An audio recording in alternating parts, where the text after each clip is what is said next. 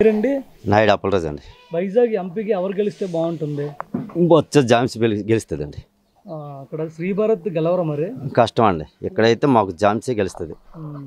అదే ఎందుకంటే ఝాన్సీ గెలుస్తుందని చెప్తున్నారు. గెలుస్తుంది. లోకల్ కాదు కదా, విజయనగరం ఆమె. ఏదైనా ఇక్కడ మంచి పనులు చేసిన వాళ్ళు ఎవరైనా మాకు కావాలండి.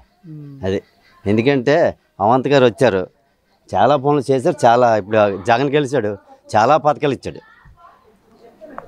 ఇక్కడ ఆయన పథకాలు ఇవ్వబట్టి ఆయనే మళ్ళీ గెలిస్తే ఆయన కూడా సీఎంఏనండి. ఇక్కడ ఝాన్సీ గెలుస్తుంది, జగన్ కూడా సీఎంఏ. అది వేస్ట్ అండి. ఆయన 14 సంవత్సరాలు చేసి ఎవరికేట్ ఇచ్చారండి. పెజల సొమ్మే కాదనలేదు. ఆయన చుట్టూ పెజల సొమ్మే కదా 14 సంవత్సరాలు వేలాడు. మరి ఎవరికేట్ చేశాడు? 4,000 పెన్షన్ ఇస్తాను ఇప్పుడు అవునండి. ఇప్పుడు ఇంతకుముందు ఎక్కడికి వెళ్ళాడండి?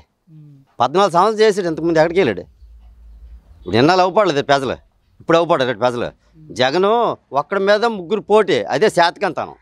కానీ జగన్ ఓడిపోతారు, మీ ముగ్గురు ఉన్నాం. అది చాలా కష్టం అండి. 1,000 కోట్ల రూపాయలు పంది వేస్తాను నేను, జగన్ సీఎం అవుతాడండి. ఛాలెంజ్ చేస్తాం. సంక్షేమ పథకాలు అందరికి వచ్చాయంటారు? ప్రతి ఒక్కరికి వచ్చాయండి. ఆయన పెట్టినవన్నీ వచ్చాయి. మీ ఇంట్లో వచ్చాయండి? మా ఇంట్లో ఇద్దరికి పెన్షన్ వచ్చింది. హాస్పిటల్లో ఇంచుమించు ఒకటికి 60 లక్షలు అంత అయింది ఇద్దరికి. అది ఆయన ఇచ్చాడు. ఏమైంది? నా కిడ్నీ ప్రాబ్లం, ఆపరేషన్ చేయించారు. మా వాడికి చెయ్యిరిపోయింది, ఆయన చేయించాడు. చేసిన మనం కాదని కూడా ఆయన తినది. అప్పుడు ఆర్ఎస్సీ అంటే అప్పుడు ఇంకో కార్డు అయిందే. ఇప్పుడు మళ్ళీ కొత్తగా ఇచ్చారు కార్డులు. తొలి కార్డు మీద అయింది, ఇప్పుడు కూడా మళ్ళీ కార్డులు ఇచ్చారు. అది కూడా వారంట్లు కూడా తీసేస్తామని అప్పుడు గెంతాడు చంద్రబాబు. ఏంటి అంటాడు, ఇప్పుడు వారంట్లు కావాలా, జీతాలు పెంచేస్తాను అది అంటాను. అవును, తొలి అక్కడికి వెళ్ళింది అన్నమాట. ఫస్ట్ టైమే వారంట్ల వల్లే కిడ్నాప్లు అయిపోతున్నాయి, అవి అయిపోతాయి, ఇవి అయిపోతున్నాయి అన్నాడు ఆయనే. ఇప్పుడేం 10,000 పెంచేస్తాను, వాళ్ళు వారంట్లు వేసుకుంటాను, ఇంటిని పంపించేస్తాను అంటాడు. అది ఎంతవరకు కరెక్ట్ అండి? అది కూడా ఆలోచించాలి కదా మనం. ఫస్ట్ టైమే నోటు దోలని ఇసిరిడు మాటలు. ఇప్పుడే మళ్ళీ 10,000 ఇచ్చేస్తానని మళ్ళీ ఇంటిని పంపించేస్తున్నాను. ఇది ఫస్ట్ తిరిగినప్పుడు ఇది ఉండాలి కదా.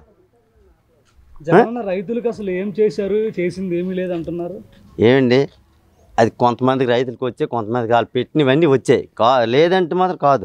ఆటో వాడికి ఇచ్చారు, మంగళోళ్ళకి ఇచ్చారు, సాగలోకి ఇచ్చారు, రైతులకి ఇచ్చారు. ప్రతి ఆడ మనిషికి కూడా డబ్బులు అంది. ఇక్కడ డబ్బులు వేయడం తోడు ప్రతి ఆడది బ్యాంక్కి వెళ్ళిపోయేది ఖాళీ లేకుండా. ఆ ఆడవాళ్ళు ఓట్లు వేయాలండి. తిని లంచి కూతురులు అయితే పెబ్లింగ్ తిడతాను నేను. తినిదైతే అది ఓటు వేయాలా తెలుసా? మళ్ళీ చంద్రబాబుకి వెళితే మళ్ళీ ఇవన్నీ అమ్ము.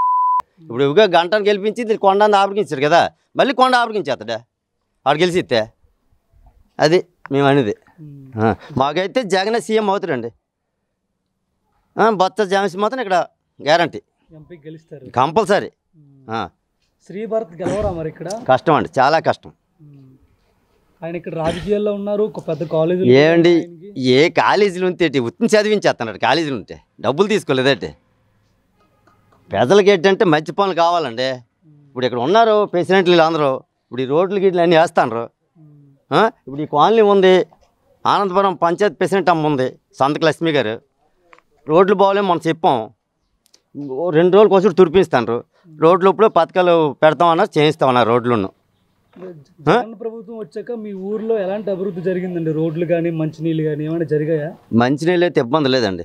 ఎక్కడ పెడితే ట్యాబ్లు వేసాం, ట్యాంకులు కట్టారు, నీళ్ళకి ఇబ్బంది లేదు. 5 ఏళ్లలో జరిగింది అన్నీ జగన్ టైంలోనే.